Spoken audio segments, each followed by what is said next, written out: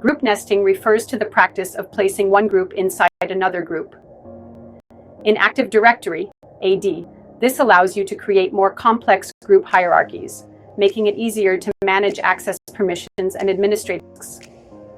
By nesting groups, you can manage security and permissions in a more flexible and scalable way, allowing for easier delegation and reduced administrative overhead. Let's explore group nesting in detail. Active Directory supports group nesting to help simplify management by adding groups as members of other groups. The ability to nest groups enables you to create role-based group structures and hierarchical permission models. For example, you can create a global group representing users in the HR department, a domain local group for managing access to HR-specific resources, and you can nest the HR global group into the domain local group to give all HR users access to the resources without having to add each individual user. Group nesting is generally applicable for security groups, where members need to be granted access to resources. In AD, you can nest groups within security groups, domain, local, global, or universal. However, distribution groups cannot be nested inside security groups. Security groups in AD are the most common type used for group nesting because they are used to assign permissions to resources like file shares, applications, or printers. You can nest one group inside another group to manage resource access efficiently. Global groups can be added to domain local groups. Universal groups can be added to domain local or global groups. Domain local groups cannot be added to other groups because they are used to control access to resources within the same domain. For example, a group called HR Department, which is a global group containing users from the HR domain, and a domain local group called HR Resources, which is a domain local group that controls access to our file shares. You can add the HR Department global group to the HR Resources domain local group so that all users in the HR domain can access the file share. In this example, the global group HR Department contains users from the same domain and is nested inside the domain local group HR Resources. All members of HR Department inherit the HR Resources.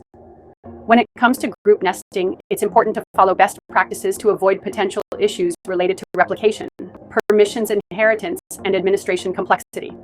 Here are some best practices. First, nesting global groups into domain. Local groups is the most common and recommended nesting scenario.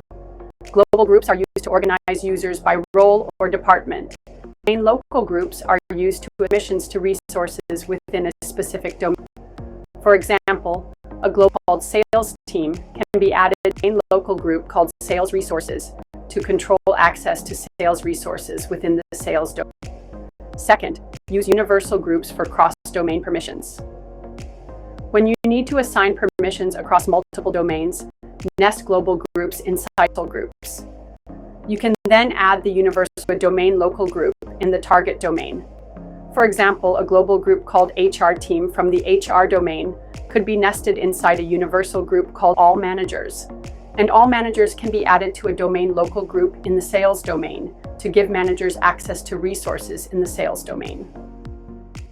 Third, limit nesting depth. Avoid excessive nesting of groups, as it can make it harder to manage permissions and troubleshoot issues. A group should not be nested too deep, as this can lead to replication issues or confusion about group memberships. The best practice is to keep nesting simple and to use groups at appropriate levels of the hierarchy.